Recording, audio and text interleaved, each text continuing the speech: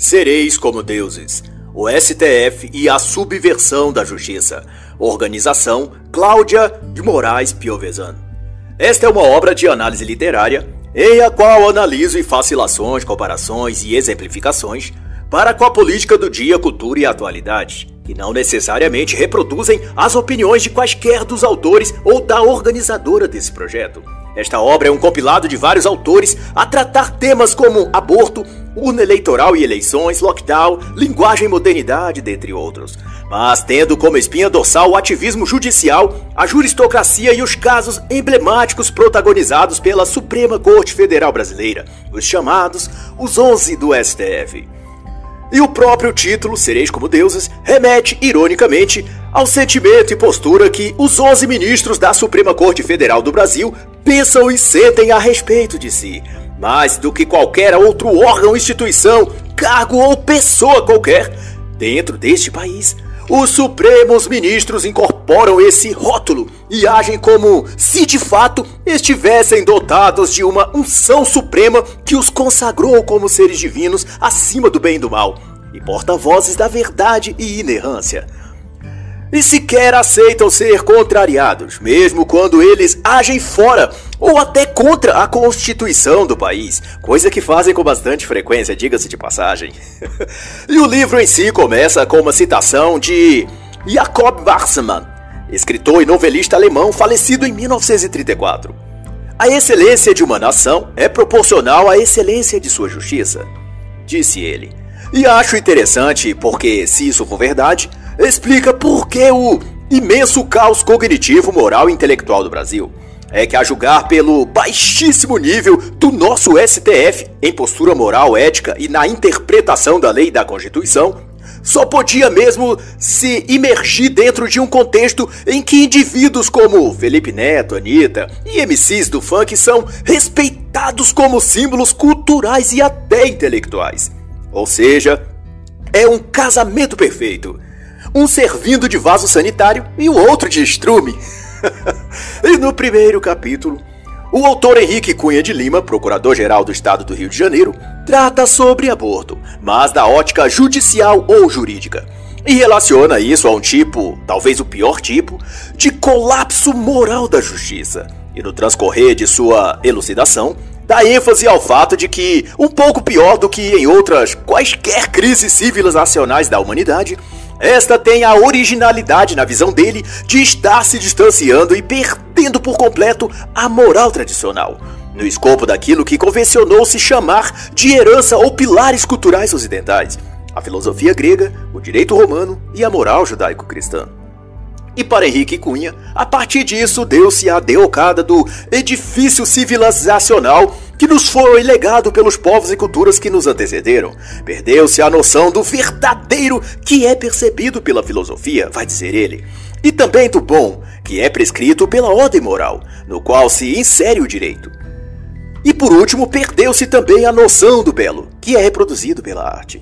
Na visão do procurador, foi a modernidade que operou a troca da filosofia grega pautada na busca pela compreensão do ser pelo gnosticismo, que alienou o indivíduo humano de que ele nada pode conhecer do seu ser senão por e através de um mergulho para dentro de si, uma investigação interna. E foi isso, esse processo gnóstico enveredado depois em todos os campos do saber, psicologia, psicanálise, a própria filosofia, literatura, artes, etc., que prendeu o ser humano na teia do subjetivismo, da não objetividade das coisas, da incompreensão da realidade. Com essa alienação gnóstica na cabeça, as pessoas foram sendo convencidas e treinadas nas universidades a pensar que não existe a coisa real, mas sim fenômenos. Tudo é fenômeno. E aquilo que percebemos no mundo não são as coisas em si, mas o modo como são estas coisas manifestadas para o nosso consciente desde o nosso inconsciente. Ou seja, a partir de nosso ser mais profundo. Por isso, sendo o que chamamos de realidade, seria no espectro gnóstico aquilo que nossa linguagem convencionou nomear como tal. As coisas, então, quando manifestas, são usurpadas por nós e nomeadas disso ou daquilo, e a partir daí, convencionadas como boas ou más, certas ou erradas, bom ou ruim, Mas é nossa linguagem, nossa percepção, gnóstica nesse caso, que dá à coisa manifestada um atributo de bom, mal, de moral e imoral. E nisso dá pra ver aonde isso leva, no total colapso ético e moral, tal como vivemos atualmente. E como a ciência jurídica se insere ou depende da moral e da ética, é inevitável que também esteja sob o mesmo colapso de conceitos e princípios. E nesse campo em específico, o maior dano está no relativismo a que nos pôs as peças básicas do direito clássico. A noção de que o bom e o mal existem, e há coisas e condutas más e outras que são boas. Porém, quando se esvazia a realidade de coisas concretas e de valores absolutos, reputando tudo como meras linguagens, que portanto podem ser substituídas, a coisa em si deixa de ter o significado premente e passa a ser relativo.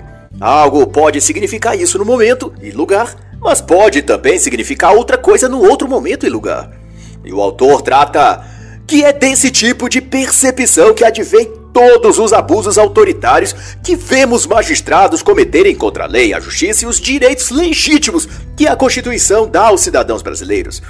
E Henrique Cunha lembra neste quesito o malquisto arremedo jurídico denominado desde 2020 de inquérito do fim do mundo. Atrelado a isso está também o positivismo jurídico, um primo de primeiro grau do positivismo filosófico de Augusto Comte. Essa visão da jurisprudência é o que grandemente tem influenciado os magistrados brasileiros e todo o direito enquanto ciência. Tem promovido aquilo que chamamos de juristocracia, que é a execução do direito como uma técnica, algo neutro, frio e não raro descolado da realidade. E é devido a essa cosmovisão jurídica que daqui pra frente tende-se cada vez mais a escutar dos próprios juízes, advogados e pessoas da área como operadores do direito. Ou seja, são técnicos que operam a máquina jurídica do Estado. Dessa perspectiva, o direito é visto e posto como uma espécie de computador, no qual algoritmos pré-concebidos conduzem suas ações sem que o operador desse computador apenas certifique de que os algoritmos estejam lá, rodando na máquina. E essa máquina, por sua vez, tenderá a produzir decisões isentas de razões pessoais, morais ou ideológicas. Tudo é técnico, neutro, científico. Mas essa tecnicidade, digamos, da premissa do autor, deixa de ver e tratar os seres humanos como humanos e passa a ver as pessoas como coisas, objetos, e daí a tratá-los como sem valores transcendentes, como uma espécie de robôs, autômatos, e esvaziá-los propositalmente de seus sentimentos. Ao incorporar, portanto, essa tecnificação absoluta, ainda no dizer do autor, a prática jurídica impõe-nos uma camisa de força que desconsidera seu caráter orgânico, reduzindo-a a uma máquina e tratando os homens como se fossem coisas. E da perspectiva de Henrique Cunha, isso está vinculado ao que autores como Gazet chamou de sociedade de massas. E isso é bem o que vemos acontecer no Brasil, principalmente desde o surgimento da pandemia do vírus chinês, onde uma casta jurídica se apossou do dever de governar o país e se coloca acima do próprio poder executivo, ultrapassando a alçada jurisprudencial e passando eles a também exercer o governo político da nação. Em seu ver, e qual também já declarou um de seus próprios integrantes, dizendo que são os editores do país, são os técnicos, os iluminados que esclarecem as trevas da ignorância e do obscurantismo das massas. Na prática, são na verdade os engenheiros e construtores de uma nova Torre de Babel, por meio da qual pretendem, tal como Nimrod, arrancar o trono de Deus do coração das pessoas e reinarem Toffoli, Barroso, Carmen Lúcia, Alexandre de Moraes e todos os outros, soberana e inquestionavelmente sobre a alma, a mente, corpo e espírito das pessoas. E essa soberba e pretensão a se tornarem deuses supremos é tão grande e megalomaníaca que indivíduos com essa mesma mentalidade tecnocrata se esforçam para criar uma espécie de legislação e constituição mundial. Documento esse que forçaria todos os países a seguir e servir à vontade e tutela desses legisladores globais. O protótipo disso, ou seu embrião formativo, é a Agenda 2030 da ONU, em vigor desde 2016, e que aponta para um governo único global e regras globais de conduta, de modos de ser, pensar, consumir e de viver de todas as pessoas no mundo. E o tema central desse documento E desse governo mundial, como não devia deixar de ser, é ideologia de gênero e empoderamento das mulheres, que traduzindo é o mesmo que dizer ensinar crianças a serem homossexuais desde a escola e criminalizar os homens héteros e meninos por meio de uma misandria institucionalizada e também globalizada. E quem mais ainda tem a dizer a esse respeito da misandria mundial que se vai estabelecendo por meio dos movimentos feministas e progressistas é a autora Hoff Sommers em A Guerra contra os Meninos, além, é claro, dos autores Paul Nathanson e Catherine K. Jung em Legalizando a Misandria. E quanto à tecnocracia, deixo a recomendação de A Ascensão da Tecnocracia, o Cavalo de Troia da Transformação Global, de Patrick M. Wood. Todas as obras estão em inglês, mas para quem puder, vale muito a pena a leitura. Seja como for, nessa tática de se promover o avanço de um governo global tecnocrata, aprove a tais líderes introduzir essa façanha por meios mais palatáveis, como um remédio que se vai dosando sobre a população em forma de gotas ou pílulas, de certo que a coisa vai se formando aos poucos. E uma dessas maneiras é a chamada Agenda 2030, um programa de 17 metas e objetivos nos quais se desenrola todo um sistema de aprisionamento mental e deturpação cultural.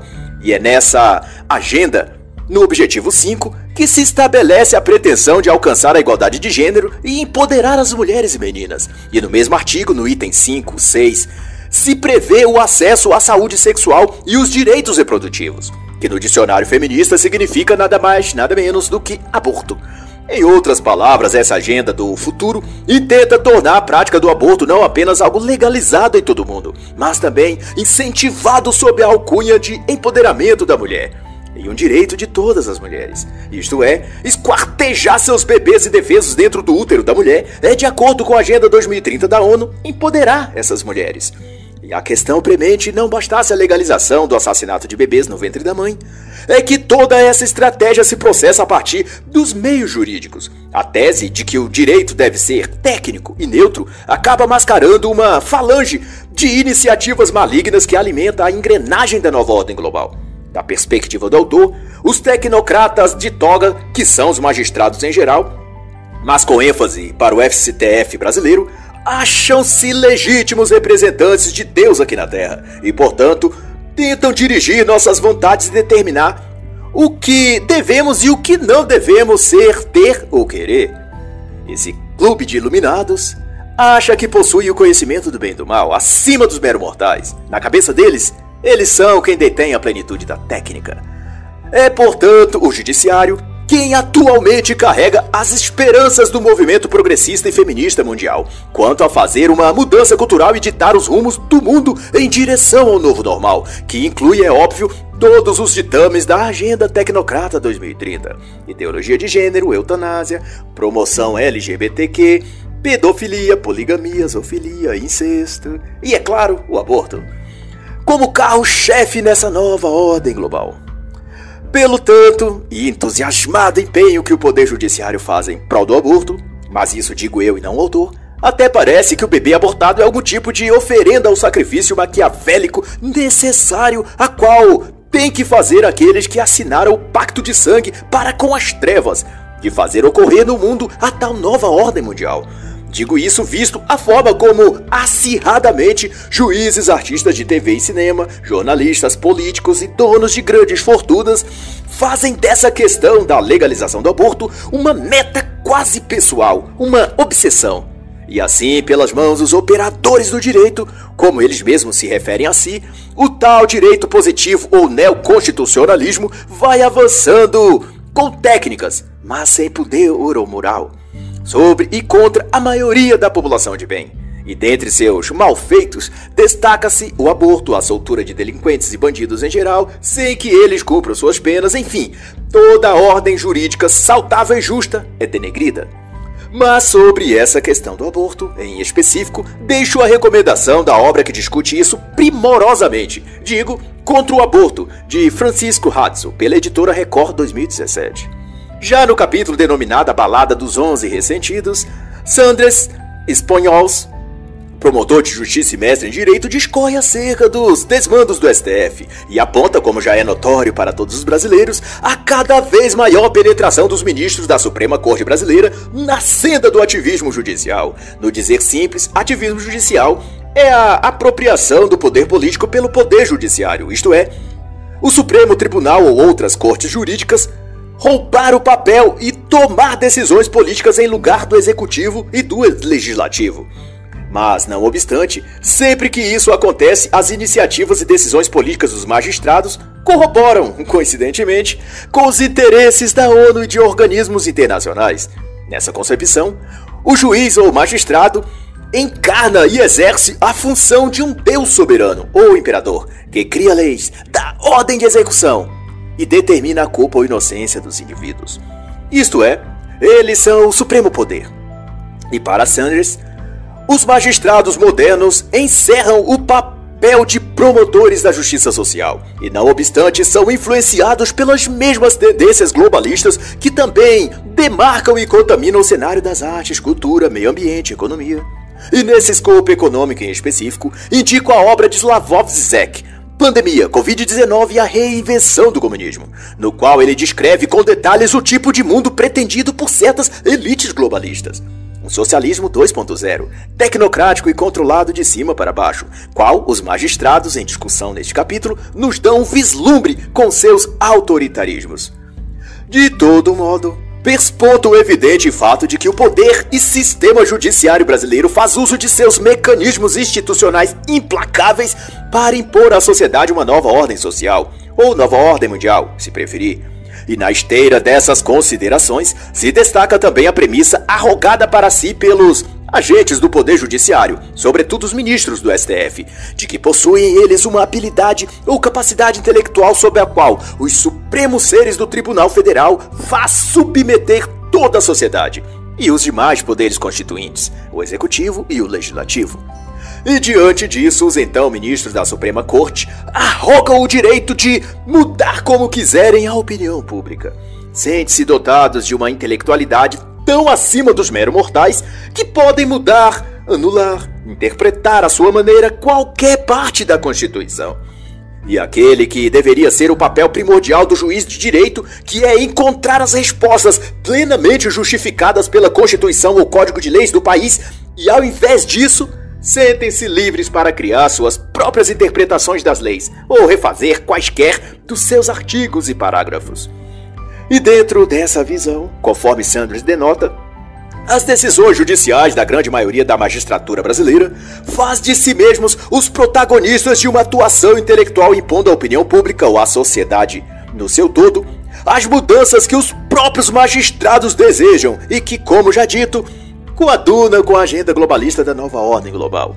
E o autor chama ainda a atenção para um aspecto do ativismo judicial em que se denomina justiça contra-majoritária, que por sua vez constitui-se no uso das vias judiciais de modo a impor ou rotacionar a sociedade para o que se chama justiça social, de tal que a vontade da maioria, a lei, as normas jurídicas ou tudo quanto for, é desmerecida em função de atender ou privilegiar as chamadas minorias sociais, negros, imigrantes, homossexuais. A contra-majoritária atuação jurídica tem por alvo elevar os direitos das minorias e esmagar tudo que denominam privilégio da classe média, do branco burguês, do capitalista opressor ou do homem hétero machista, etc. E debaixo desses rótulos, juízes e ministros das cortes judiciais tentam implantar atrocidades jurídicas e reordenar o mundo, de um ângulo onde a ordem se submeta ao caos. Aproveito inclusive para indicar a brilhante obra Entre a Ordem e o Caos, do autor André Acy. A atividade judicial contra-majoritária, portanto, pretende e se esforça para invalidar os valores morais, religiosos e éticos da sociedade ocidental, a fim de instituir na conjuntura social um certo programa político, econômico e, por conseguinte, ideológico, que subverte toda a conjuntura social e altera todos os fundamentos ocidentais que sustentam nossa forma e modo de viver. E quem, por obséquio, discute com maestria essa questão é o autor Ben Shapiro, na obra O Rumo Certo da História, qual deixo minha indicação. E no capítulo assinado pelo brilhante autor Márcio Luiz Tilla, da página 75 até a página 92, o tema ainda discorre sobre a postura contra-majoritária da justiça e do direito na interpretação dos magistrados do STF. E Tilla vai mais além para identificar nesse tipo de atuação da magistratura um tipo de ditadura que nasce, segundo Márcio Tilla, da democracia. Esse é o tipo de pensamento, segundo o autor, que prevalece no escopo da alta corte jurídica brasileira. Eles atuam no sentido de dar voz às aspirações das minorias, ou seja, eles atuam para corrigir a história, para impor limites, como eles mesmos assumem, a ditadura da maioria. E é por isso, como bem destaca Márcio Gila, que o Supremo Tribunal Federal passou a intrometer-se cada vez mais no âmbito dos outros poderes, o Executivo e o Legislativo. E para dar peso à sua colocação, que é muito fidedigna, como tudo o que Márcio Gila escreve, ele cita um dizer do próprio ministro Alexandre de Moraes em agosto de 2020, em que o magistrado diz que toda tirania deve ser afastada, inclusive a tirania da maioria que elege o Executivo e o Congresso Nacional. Esse, sem dúvida, é o exemplo máximo do tipo de jurisprudência que o STF exerce. Intenta impor a ditadura das minorias. No contra-majoritarismo, por conseguinte, os juízes não eleitos pelo voto popular é quem controlaria aqueles que foram eleitos pelo povo, a presidência da República, os senadores e deputados. Esses juízes autoritários teriam a função de defender os direitos das minorias sociais, raciais e de sexo, como as mulheres e os homossexuais.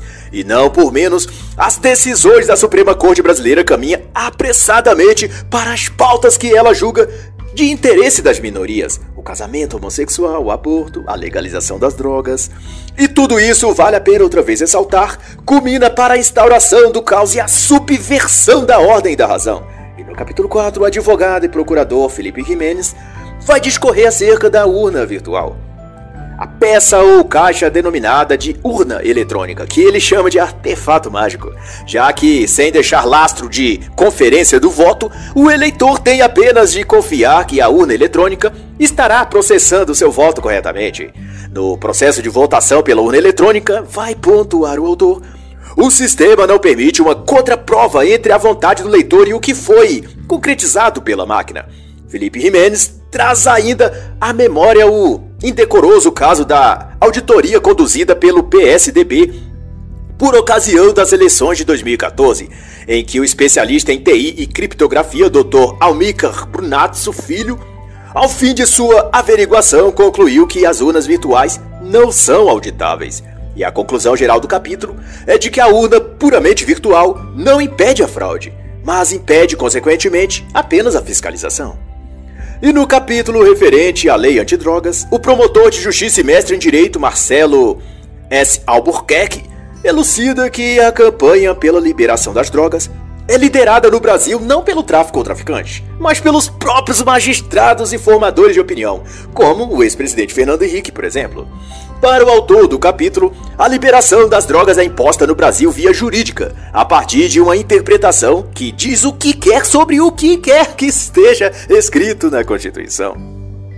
E não obstante, apesar desse debate jurídico quanto à liberação do uso das drogas, inicialmente a maconha, tais arroubos judiciais não encontram eco na maioria da população.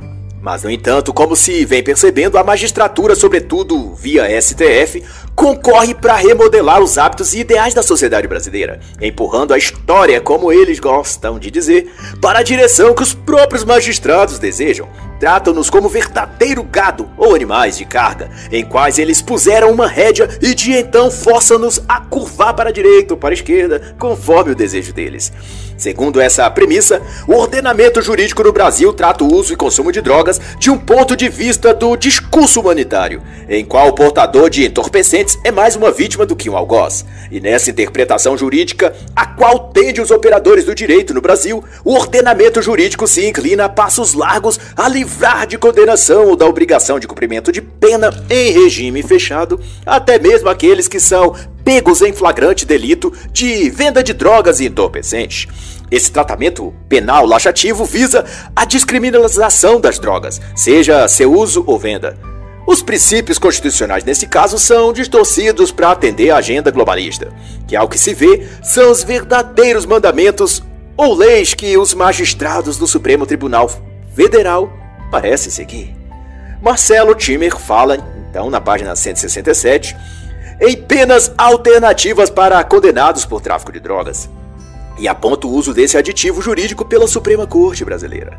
No Brasil, no mês de maio de 2021, o debate quanto à liberação da cannabis para uso medicinal está em pleno curso. Na rota de apoio à liberação estão partidos como PT, PSOL e políticos de orientação progressista. Ao passo que se sabe que o uso medicinal da maconha é apenas um álibi, uma fresta aberta na parede, para a partir desta adentrar a meta globalista que é liberar o consumo recreativo das drogas. Enquanto que o presidente Jair Bolsonaro ameaça que se o Congresso aprovar tal lei, ele irá vetar. Postura essa que está de acordo a grande maioria da população brasileira. E de então até a página 203, a professora e mestre em Direito Processual Simone Espanhols faz uma necessária defesa do homeschooling e coloca o processo de educação e ensino atual na esteira de um projeto bem maior de massificação em que de modo amplo, aliás, atende a anseios e planos da nova ordem mundial, agora chamado de novo normal. Nos métodos de ensino escolar tradicional, realizado nos bancos escolares atuais, vão em direção a modelar os alunos numa espécie de cidadão padrão, em que sua base de valores são inteiramente marxistas, isto é, tudo o que pensam e como se comportam nos aspectos morais, éticos, familiares e até espirituais, sejam programados para que sejam anticristãos, antifamília, hétero, antimasculino e por aí em diante. Para a autora, a educação domiciliar é uma estratégia contra todo esse processo de destruição do ser humano através do sistema de ensino moderno. Dessa perspectiva, a forma de ensino moderno obstrui a intelectualidade, e isso se dá de modo proposital, propondo meios, formas e conteúdos em os quais a linguagem e o raciocínio das crianças, jovens e adultos estudantes sejam alterados, moldados em função de um modo de ser e pensar radical, revolucionário e aberto, portanto, a toda a agenda globalista. Para o modelo escolar formal e estatizado, é o Estado e não a família quem deve buscar a educação dos indivíduos. Ao ofertar a educação escolar, portanto, o Estado pretende excluir a influência dos valores familiares da vida da criança e destiná-la a formar-se ideologicamente pelos parâmetros das organizações internacionais como a ONU. Não por menos faz parte da Agenda 2030 a introdução dos temas de gênero nos currículos escolares, a revelia do que os pais e família dos alunos pensam a esse respeito. E nesse sentido, a educação escolar exerce um tipo de doutrinação, projetando, ou melhor, dando corpo a um mecanismo e movimento de engenharia social que, como não poderia deixar de ser, se utiliza da juristocracia do STF para se perpetuar e se consolidar. Vede que o ministro Alexandre de Moraes, por exemplo, mesmo declarou em seu voto sobre a questão que o espaço físico escolar é um elemento primordial na vida da criança, que precisa ser exposta e inserida no pluralismo comunitário e na diversidade de ideias. Nos chama a atenção, a autora, de que a essência do objetivo escolar deveria ser a formação do conhecimento, e não o convívio plural comunitário. No fundo, o que pretende-se é, na verdade, expor a criança ao contato massivo com ideologias como de gênero, marxista e coisas afim. E daí formar um militante político ao invés de um pensador ou cidadão preparado para pensar, analisar e, no futuro, desenvolver-se profissionalmente. E é nesse escopo de pretensões que nas escolas se instrui as crianças sobre linguagem neutra, educação sexual, anticristianismo. O homeschooling, por sua vez, é uma ação para redirecionar a vida escolar desde a adolescência, ao menos, para o bom e saudável caminho intelectual ao invés de ideológico. E sobre a corrupção da linguagem, no capítulo 9, Cláudia R. de Moraes Piovesan analisa a forma arbitrária de muitos ministros interpretarem a Constituição, fazendo parecer, inúmeras vezes, que esses togados supremos consideram inconstitucional a própria Constituição. No dizer da autora, os supremos ministros assumiram uma postura da qual sentem-se seres divinos e acreditam ser capazes de moldar o mundo conforme seus desejos. E quando a própria Constituição contradiz esses ministros, simplesmente eles ousam descartar o próprio texto constitucional e reinventar a lei. Nas palavras da autora, a corte formada por ministros falantes e políticos antecipam votos ou entendimentos e que muitas vezes desprezam textos legais e textos constitucionais, alegam defesa da ordem democrática e das minorias.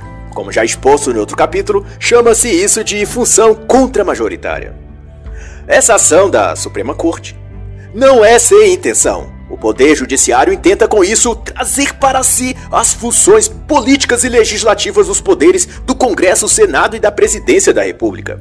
E a promotora, Cláudia Rodrigues Piovesan, elenca ainda que toda essa reivindicação de poder do STF ou do Judiciário no geral tem por propósito dar forma a um sistema político ideológico pautado em alegações de direitos das minorias e das lutas sociais, mas que no escopo maior visa o estabelecimento de uma estrutura global muito além de fronteiras nacionais.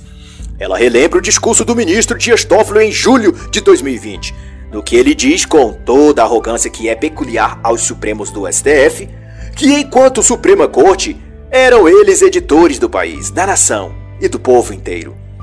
E é notório, em várias ocasiões, o quanto é feito de malabarismos retóricos e acepções filosóficas e antropológicas dos tais ministros, a fim de que desvirtuem o texto da lei, para beneficiar, é claro, as supostas minorias. Como, por exemplo, a ação direta de inconstitucionalidade por omissão, impetrada pelo Partido Popular Socialista em 2013, em que se buscava soerguer o proposto de 2012 no mandato de Injunção MI 4733 pela Associação Brasileira de Gays, Lésbicas e Transgêneros, que se dizia respeito à criminalização de todas as formas de homofobia e transfobia, motivadas pela orientação sexual ou identidade de gênero. A categoria requeria uma norma específica de proteção penal, e coube ao STF desvirtuar suas funções para legislar sobre a questão. E como era esperado, os ministros manifestaram-se no sentido de privilegiar essa classe de pessoas, dando ao tema um aspecto de defesa das minorias, muito embora não seja da atribuição do judiciário legislar sobre o que quer que seja. Tudo não passa de um abuso desmedido de tais ministros. Sem dúvidas nenhuma, eles se acham soberanos deuses, ou quiçá até algo superior a isso. E quanto ao Covid-19 lockdown e a relação desta para com o STF, assina o capítulo o promotor de justiça do Paraná, Vitor Hugo Nicastro. E ele vai dizer que a discussão pública hoje não passa de repetições de ideias veiculadas pela grande mídia. E por efeito, as ideias, as conclusões e as opiniões tornam-se assustadoramente cada vez mais descoladas da realidade. Isto é, elas não têm mais lastro na realidade, mas tornam-se fantasias ideológicas e narrativas que se estereotipam e manifestam-se por através dos chamados formadores de opinião, isto é, jornalistas, apresentadores de TV, youtubers famosos, artistas de televisão e, é claro, os autodeclarados intelectuais que se expressam através da mídia hegemonicamente esquerdista. Isso posto, toda essa celeuma está vista no tratamento e lida para com a SARS-CoV-2, a peste vinda da China. Sobretudo naquilo que se refere às medidas de combate ao vírus, os chamados, por exemplo, lockdowns.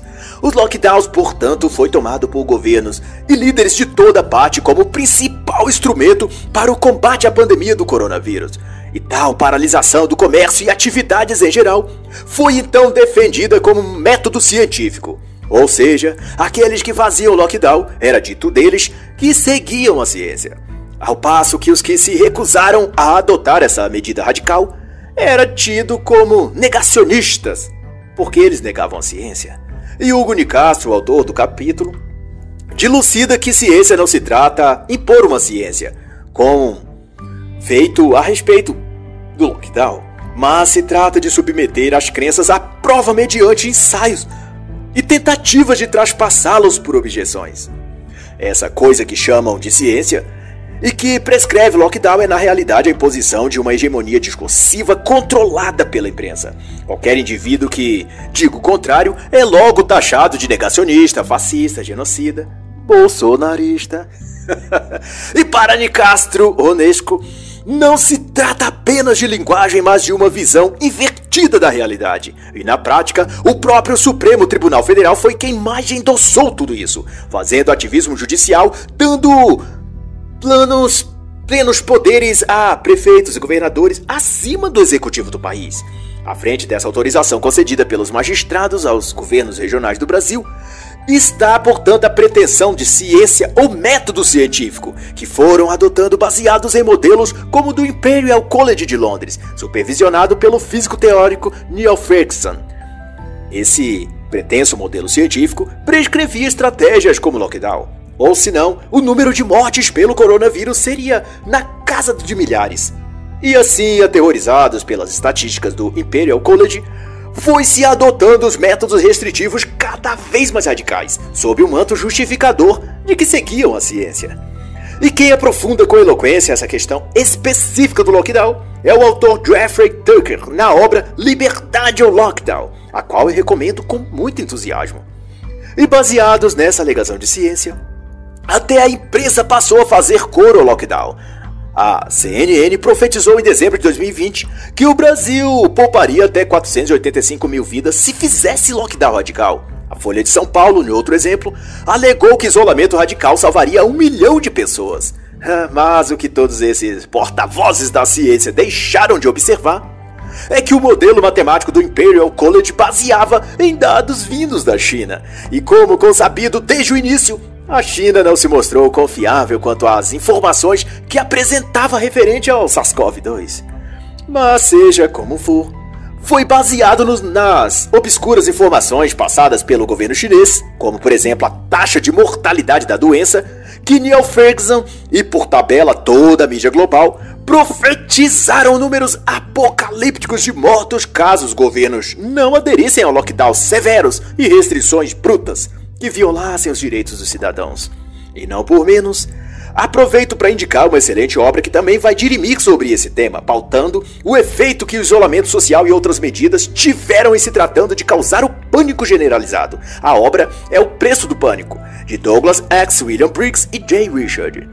No Brasil, toda essa celeuma e descalabro autoritário impondo lockdown teve seu arcabouço jurídico amplamente sustentado pelo STF, que fez questão de demonstrar sua empáfia, deferindo em março de 2020 tanto o pedido de suspensão da propaganda que o governo de Jair Bolsonaro tinha veiculado por meio da SECOM, de que o Brasil não pode parar, campanha esta que visava conscientizar a população quanto aos efeitos negativos das medidas como lockdown. Assim como os ministros do STF também determinaram que o governo federal interrompesse quaisquer veiculação de informações que não estivessem em estrita consonância com as diretrizes técnicas da OMS. E nessa demonstração de dissonância cognitiva, o ministro Barroso era um dos mais entusiasmados, chegando a ratificar a aplicação do lockdown em todo o território brasileiro e tentando neutralizar via jurídica todos os atos do governo federal que tentasse se opor ao lockdown.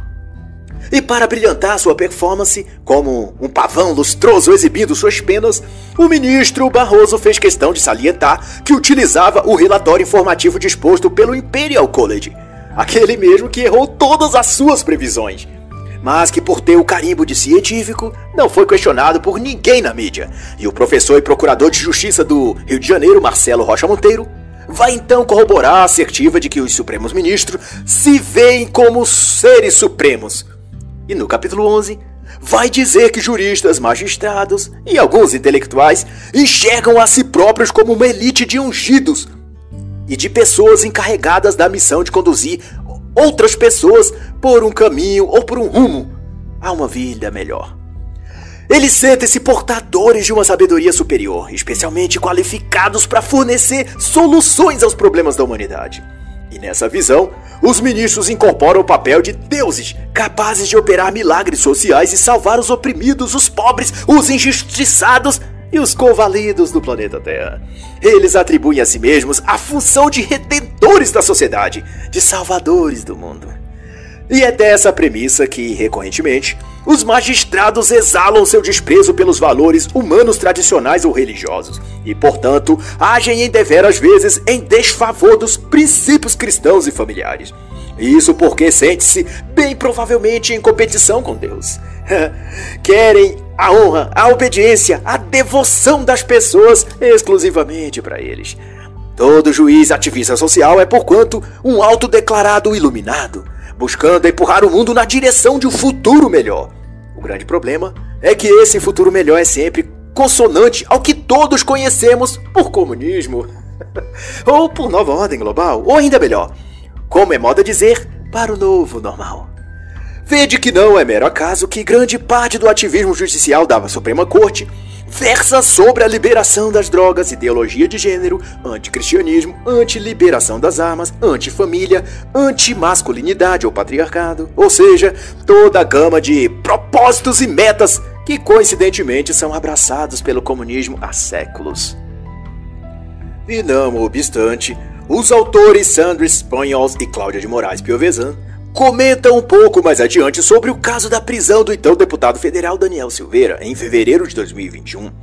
Todo o desenrolar desse caso consiste numa arbitrariedade à revelia da lei, mas que revela abertamente o ativismo judicial da Suprema Corte e o quanto os ministros do Supremo estão dominados e corrompidos pelo diabólico sentimento de se sentirem deuses e soberanos acima das leis e das ordenanças jurídicas constitucionais que eles deveriam salvaguardar e proteger. Para os autores, esse evento demarca um dos capítulos mais obscuros já protagonizados pela Suprema Corte brasileira. A coisa toda se deu a partir de um vídeo veiculado pelo deputado em 15 de fevereiro de 2021 no YouTube, chamado Política Play, onde, por cerca de 19 minutos, o deputado profere desabafos contra os integrantes da Corte Federal. No vídeo, o deputado repercute os sentimentos de todo brasileiro de bem. Ele diz que Fachin, por exemplo, tem uma cara de filho da P e que já imaginou vários dos ministros apanhando na rua. Daniel Silveira ainda se expressou dizendo que os ministros não têm caráter, nem escrúpulo e nem moral. E tudo isso, o senhor Daniel não está errado quando afirma que 80 milhões de brasileiros pensam exatamente assim. Mas independente do fato de o deputado ter imunidade de fala e não ter manifestado nenhuma conduta efetiva para materializar nenhuma agressão física real contra os ministros, apesar disso, a Suprema Corte enquadrou o deputado na Lei de Segurança Nacional sob a acusação de crimes contra a honra dos ministros. Na verdade, porém, não foi a honra dos ministros que foi ferida, mas suas vaidades. O que o deputado fez foi colocar um espelho diante dos supremos deuses, arrancar deles as máscaras e mostrar como são, por baixo de suas maquiagens e toga preta. Mas a verdade incomoda aqueles que pretendem viver na mentira. A luz incomoda os que habitam as trevas. Na escuridão das cavernas, os ratos, serpentes, escorpiões, morcegos e todos os seres que lá habitam fazem quando são expostos a qualquer raio de luz. Pois, como diz as escrituras, a luz não tem comunhão com as trevas. Quanto ao fato, qualquer dos ministros das trevas que houvesse se ofendido com o vídeo e mensagem do deputado, juridicamente deveria ter seguido o rito normativo legal e encaminhar a denúncia ao Ministério Público Federal e órgãos competentes. Mas, de modo algum, a instituição STF poderia se prestar à baixeza de agir à revelia da lei. E nos termos da Constituição Federal, ao Ministério Público quem cabe a primícia da ação penal pública. O ministro Alexandre de Moraes, portanto, como lhe é típico, ignorou a lei e violou o sistema acusatório. E num ato de malabarismo jurídico fez da Suprema Corte vítima e acusadora ao mesmo tempo. Outro ato circense do ministro foi enquadrar o deputado numa tipificação criminal, a Lei da Segurança Nacional, que o próprio STF reiteradas vezes repudiou, alegando que ela não deveria existir, porquanto não houvera sido recepcionada pela Constituição de 1988. Mas como agora servia aos interesses dos ministros, ela viria a ser bem-vinda, né? Sei como é. E a Lei da Segurança Nacional, no entanto, não prevê calúnia contra ministros como crime, muito menos ainda como crime inafiançável. Mas assim foi feito, pelo Deus autoproclamado do STF, e no chocalhar de sua capa preta, decretou que as calúnias e destratos configuram crime em flagrante, porquanto o vídeo continuaria a circular na internet.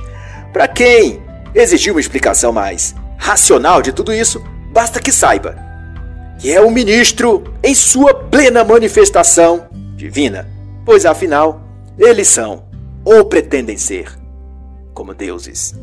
E assim encerra a análise da obra Sereis como Deuses, o STF e a Subversão da Justiça, de organização de Cláudia R. de Moraes Piovesan.